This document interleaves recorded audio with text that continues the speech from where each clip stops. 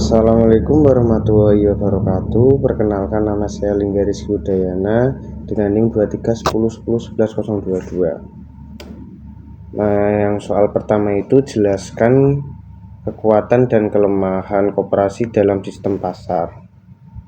Nah, berikan contoh kasus pada koperasi yang telah saudara observasi di tugas lalu. Nah, yang pertama itu kekuatan koperasi dalam sistem pasar itu memiliki tujuan sosial dan ekonomi yang seimbang, tidak semata-mata mencari keuntungan. Nah, yang kedua, memiliki berdasarkan asas kekeluargaan dan gotong royong, sehingga mampu memperkuat solidaritas antar anggota. Nah, yang ketiga, harga produk relatif stabil karena tidak berorientasi pada laba maksimum. Nah, yang terakhir, anggota berperan ganda sebagai pemilik dan pengguna jasa koperasi. Nah, kalau kelemahan koperasi dalam sistem pasar itu ada yang pertama, modal terbatas karena bersumber dari simpanan anggota. Nah, yang kedua, manajemen sering kurang profesional. Itu karena dikelola oleh anggota sendiri tanpa pelatihan memadai. Nah, yang ketiga, manajemen sering yang terakhir, kurang kompetitif dibanding perusahaan swasta yang bermodal besar.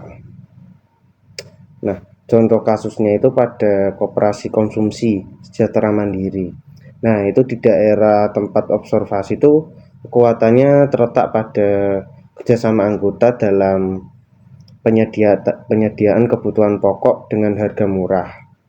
Namun kelemahannya itu adalah keterbatasan modal, sehingga sulit bersaing dengan minimarket besar seperti Indomaret, Alfamaret. Nah, yang kedua, berikan saran yang konstruktif untuk perkembangan koperasi yang menjadi objek observasi di tugas lalu. Kalau saran konstruktifnya itu yang pertama, meningkatkan profesionalisme pengurus melalui pelatihan manajemen dan digital marketing. Nah, yang kedua, memanfaatkan teknologi digital itu seperti membuat aplikasi belanja online anggota.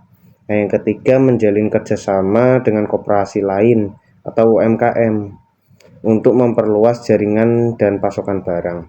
Nah, yang keempat, menambah unit usaha produktif seperti jasa pengantaran atau penjualan produk lokal anggota. Contohnya itu koperasi sejahtera mandiri bisa bekerja sama dengan petani lokal untuk menjual hasil panen secara langsung melalui platform online koperasi, sehingga anggota mendapatkan harga yang lebih baik dan koperasi memiliki tambahan pendapatan. Nah, yang ketiga itu, jika suatu hari saudara berkesempatan mendirikan sebuah koperasi, maka koperasi jenis apakah yang Anda dirikan? Kalau jenis koperasinya itu koperasi produksi.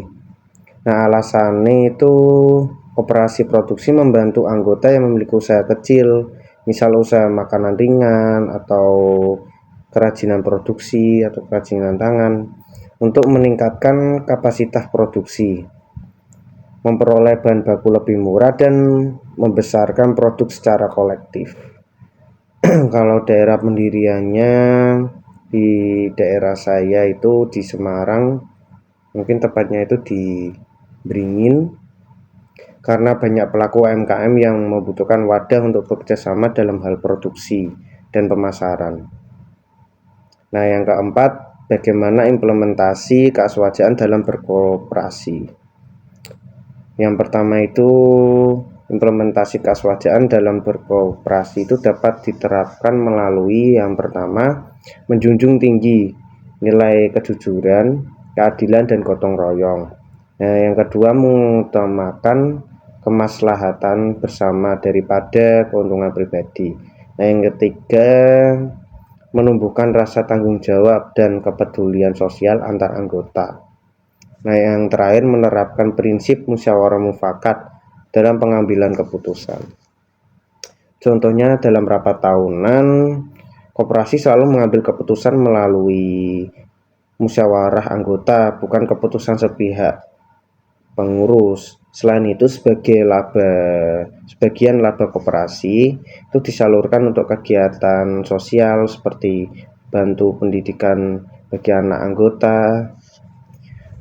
Sekian dari saya, kurang lebihnya saya mohon maaf. Wassalamualaikum warahmatullahi wabarakatuh.